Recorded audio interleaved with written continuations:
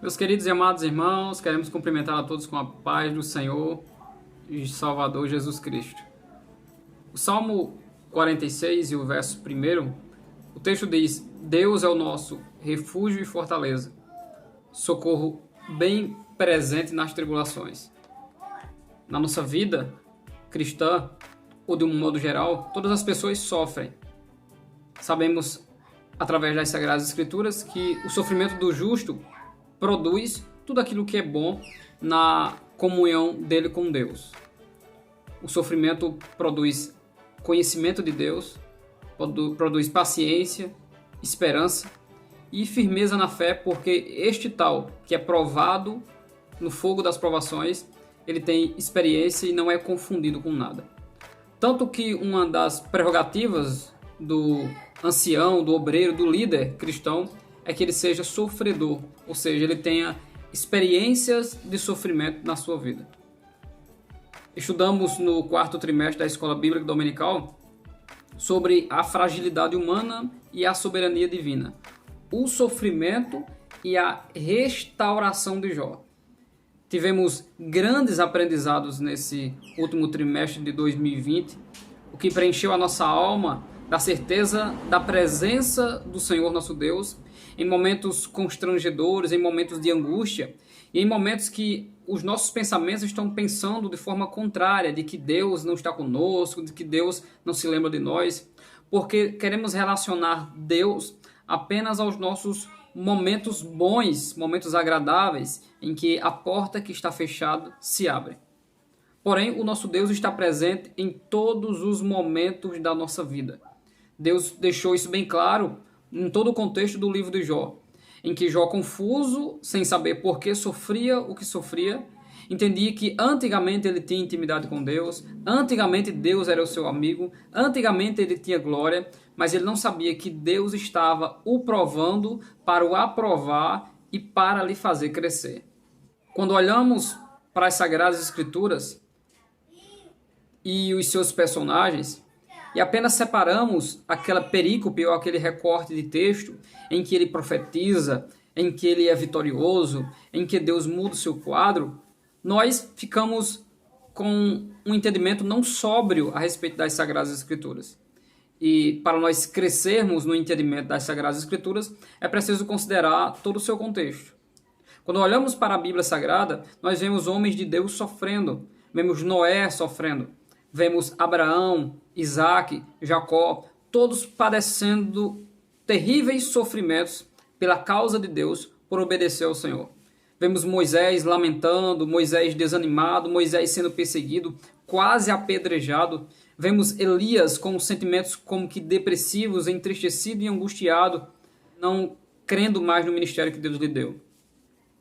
Vemos o profeta Jonas desanimado porque em seu coração ele não compreendia ainda a misericórdia de Deus, entendia que Deus apenas teria que punir aqueles homens ao invés de salvá-los. Vemos os profetas, assim como Isaías, que se considerava o lábio puro, porque só o povo era impuro, mas quando ele viu a glória de Deus, ele percebeu os seus erros. Vemos Jeremias enfraquecido, caído, e Deus o exortando a voltar para que ele torne a ser mais um profeta, ser como a boca de Deus. Homens e mulheres de Deus, tanto no Antigo quanto no Novo Testamento e ao longo da história, sofreram coisas terríveis. Mas Paulo deixa bem claro em Romanos capítulo 8, todas as coisas contribuem juntamente para o bem daqueles que amam a Deus. A igreja sempre sofreu perseguições, sempre padeceu muitas necessidades. O Senhor Jesus Cristo disse que no mundo tereis aflição, mas tende bom ânimo. Então, Deus ensina na sua palavra que em meio às dificuldades da vida, é preciso ter um ânimo para vencer essas dificuldades. E foi isso que Deus deu aos seus homens e continua dando aos seus servos. Graça para superar o insuperável. Graça para vencer aquilo que é impossível. Anjos para nos dar livramento. Poder de Deus para nos fazer ministrar a poderosa palavra de Deus. Livramento da morte, autoridade sobre os espíritos demoníacos. Deus está protegendo o seu povo e protegendo a igreja.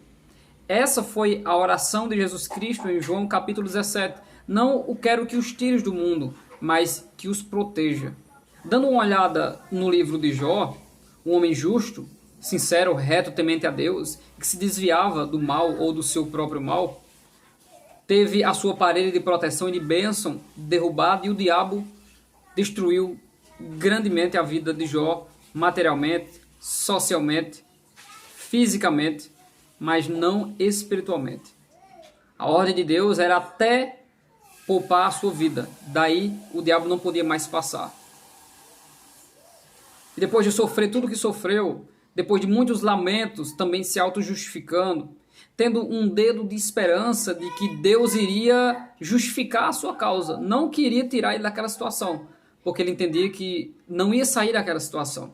Aí nós vemos o Deus grande, o Deus de surpresa, o Deus soberano, depois de seus 4 amigos discursarem, acreditando que iam fazer com que Jó se prostrasse diante do seu erro e confessasse tudo, aparece Deus para exortar, para desafiar e para revelar quem ele é, o arquiteto de toda a criação, o mantenedor de toda a criação e também aquele que é maior do que todos os poderes, e para principalmente ensinar quem Jó é, ou melhor, quem Jó não é. Porque dentro dos seus 3 exageros de se achar conhecedor demais, experiente demais ou santo demais, Jó precisava passar por um processo de um ensinamento muito importante e relevante nas Sagradas Escrituras, mas que é negligenciado por muitos líderes, que é a sobriedade, o domínio próprio e o autocontrole. Então, nesse vídeo, nós iremos ler alguns textos para entendermos sobre o que Jó aprendeu com o sofrimento. O que Jó aprendeu com o sofrimento? O que Jó aprendeu com tudo que ele passou com a permissão de Deus? Então nós iremos ver aqui 5 coisas que Jó aprendeu com o sofrimento. Estou aqui diante de mim com 4 traduções de Bíblias. Estou com a Nova Almeida Atualizada, a Bíblia de Jerusalém, a Nova Versão Transformadora e a Nova Tradução da Linguagem de Hoje. Na NAA, Nova Almeida Atualizada, a primeira coisa que Jó aprendeu com o sofrimento. Jó, capítulo 38, e o verso 4. Onde você estava quando eu lancei os fundamentos da terra? Responda se você tem entendimento. Na Bíblia de Jerusalém, Jó 38, verso 4. Onde estavas quando lancei os fundamentos da terra? Dízimo, se é que sabes tanto. A Nova Versão Transformadora, que semelhante à Bíblia de Jerusalém, é considerada como uma das Bíblias que mais se aproxima do texto original, claro que traduzido em português. Ela diz, Nova Versão Transformadora, ela diz, Jó 38, verso 4. Onde você estava quando eu lancei os alicerces do mundo? Diga-me se sabes tanto. E agora, por fim, na Nova Tradução da Linguagem de Hoje, Jó 38, verso 4. Onde é que você estava quando criei o mundo? Se você é tão inteligente, explique isso. Então, a primeira coisa que Jó aprendeu com o sofrimento é que ele não é tão inteligente como ele pensava que era. Quando Jó discursava, as pessoas batiam palma. Muitos tinham até vergonha de cumprimentá-lo, outros iam cumprimentar, batiam no seu ombro. Muitos tampavam a boca e saíam da sua presença diante do poderoso discurso de Jó. Mas quem é o homem diante do Deus Todo-Poderoso? E Deus agora, revelando que ele é o Criador de todas as coisas, pergunta se Jó tem inteligência como ele achava que tinha. Se é que sabes tanto, me diz onde é que tu estava quando eu criava o mundo. Jó não existia quando Deus criava todas as coisas. A primeira coisa que Jó aprendeu com o sofrimento é que ele não é tão inteligente como ele pensava que era. Inteligência é a capacidade para aprender. A segunda coisa que Jó aprendeu com o sofrimento. Jó, capítulo 38. Desta vez nós iremos ler 3 versos. O verso 18, o 21 e o 33. Na Nova Almeida e Atualizada. Verso 18.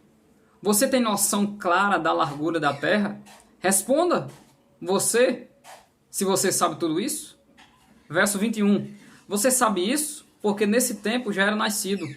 Deus usando sarcasmo com Jó. E porque é grande o número dos seus dias. Verso 33. Você conhece as leis que governam os céus e pode estabelecer a sua influência sobre a terra. Bíblia de Jerusalém. Verso 18. Examinaste a extensão da terra?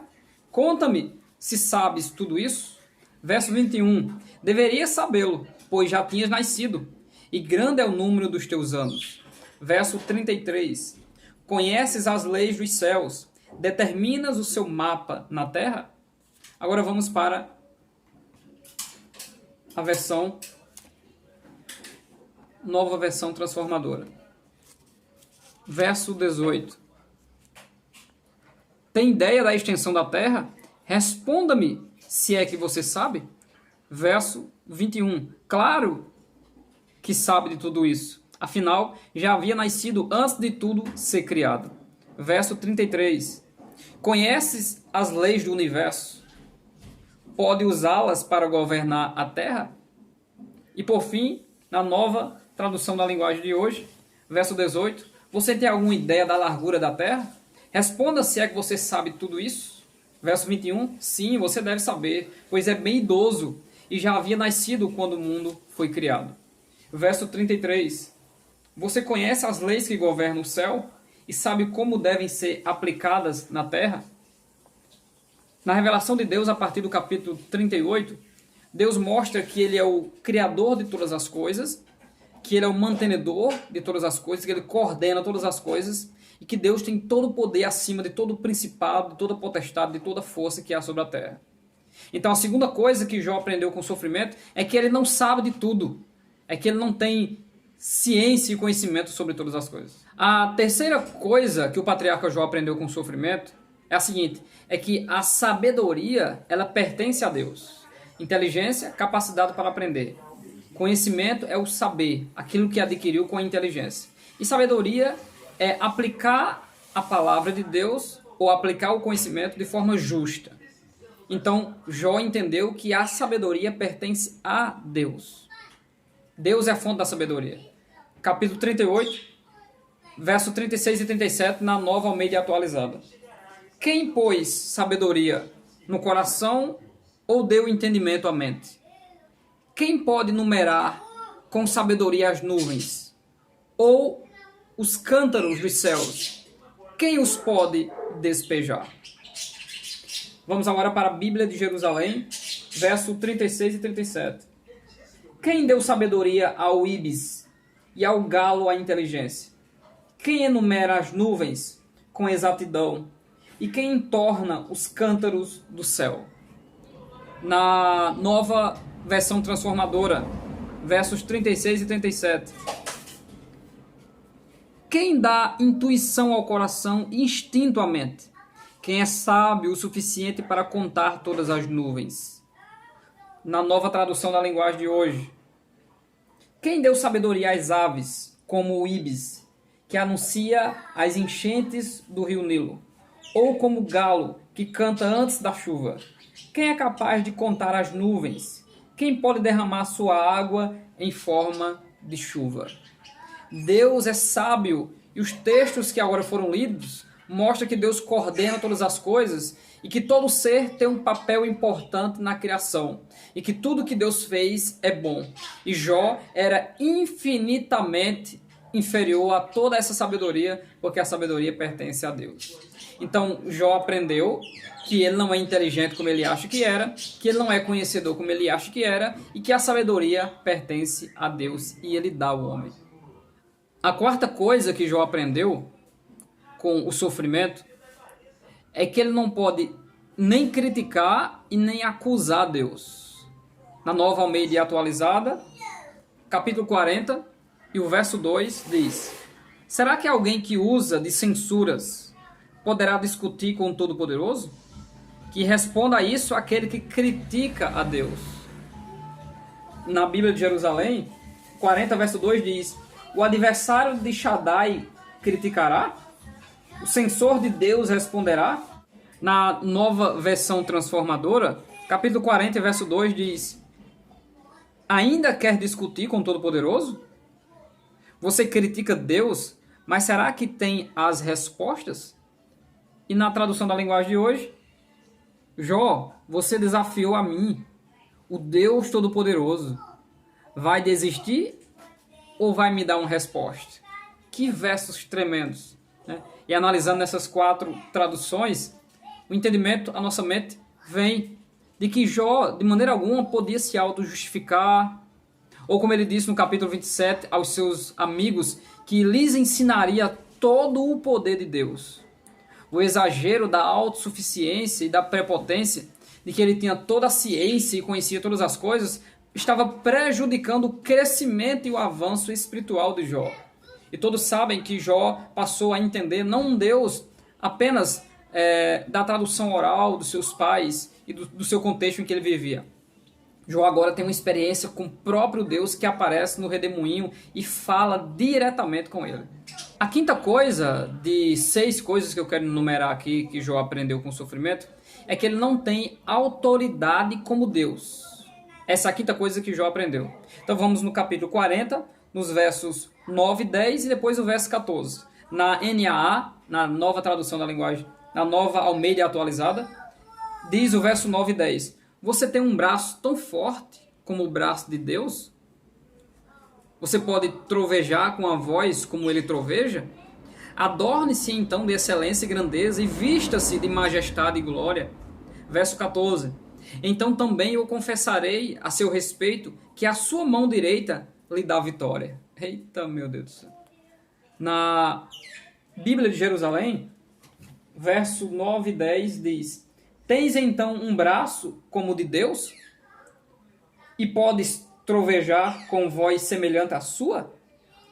Reveste-te, pois, de glória e majestade, cobre-te de fausto e esplendor. Continuando aqui agora com a presença importante aqui, vamos lá.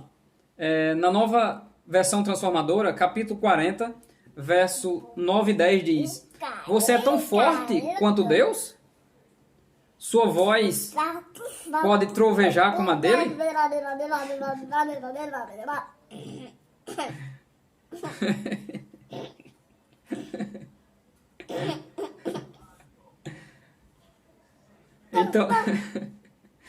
Então vista-se de glória e esplendor, de honra e majestade. O verso 14 diz: então eu mesmo reconheceria que você pode salvar por sua própria força. E na nova tradução da linguagem de hoje, verso 9 e 10 diz: será que a sua força pode ser comparada com a minha? Será que você pode trovejar com voz tão forte como eu? Sim. Deixa o papai ler aqui a palavra. Verso 10. Se você pode, então vista-se de glória e grandeza. E agora, o verso 14, o texto diz: se você fizer isso, eu serei o primeiro a louvá-lo e a reconhecer que você venceu pelas suas próprias forças. E é isso que Deus faz e fez, não só com a vida de Jó, como com a vida de qualquer cristão e de qualquer justo. Deus mostra que as vitórias que nós recebemos por crer no seu braço, elas advêm do céu e advêm de Deus. Jó era um homem poderoso, um homem riquíssimo, um homem eloquente, cheio da ciência. Mas ele precisava ter experiência de entender que Deus está acima de todas as coisas. E de que quem nos dá a vitória é o nosso Senhor e Salvador Jesus Cristo. É Ele quem nos dá a vitória. Então Jó aprendeu que ele não tem autoridade no seu braço e força para que ele dê a sua própria vitória. E Deus subjugou a Jó em todo esse sofrimento para fazer ele crescer no entendimento.